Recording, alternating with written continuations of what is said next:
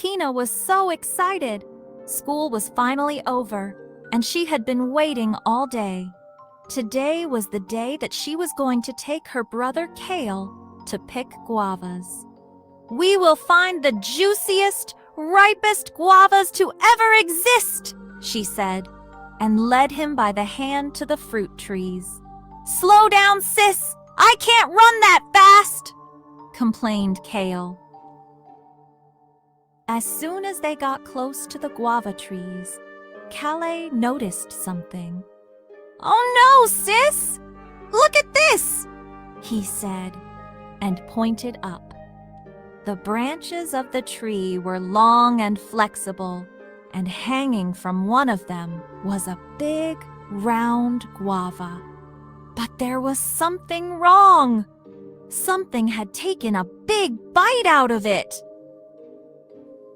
"What kind of thing could do that?" asked Kina. "Maybe it was that caterpillar!" Kale shouted. Down on a lower branch, Kina saw a caterpillar nibbling on a leaf.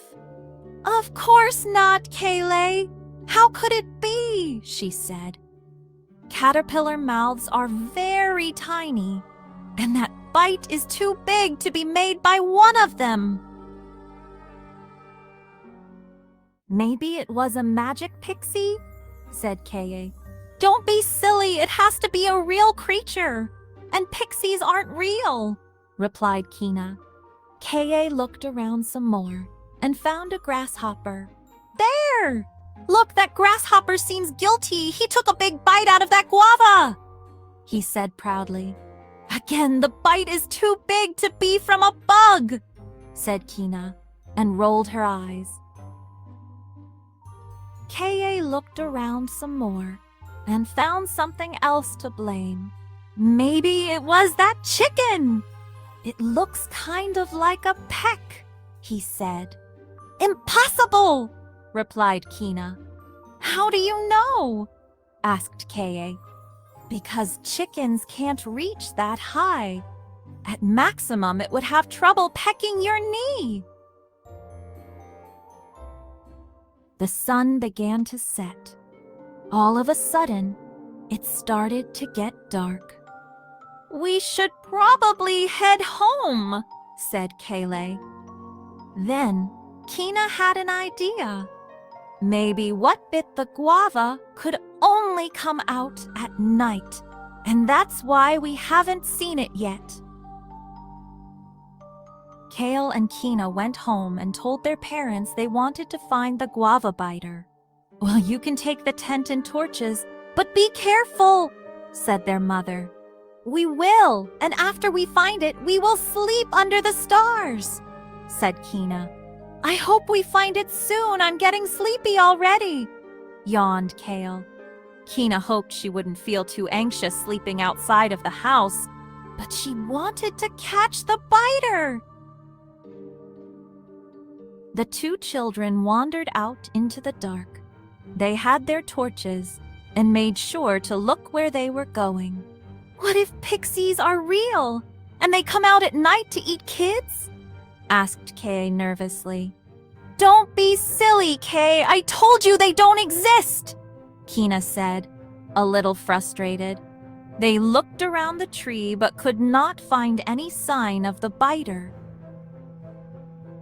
They decided to wait for a bit in the tent. "The biter will come out soon, I'm sure of it," said Kina. "I hope so. I want to go to sleep," said Kale. Just then, they heard a flapping sound from outside the exit of the tent. "What's that?" whispered Kina.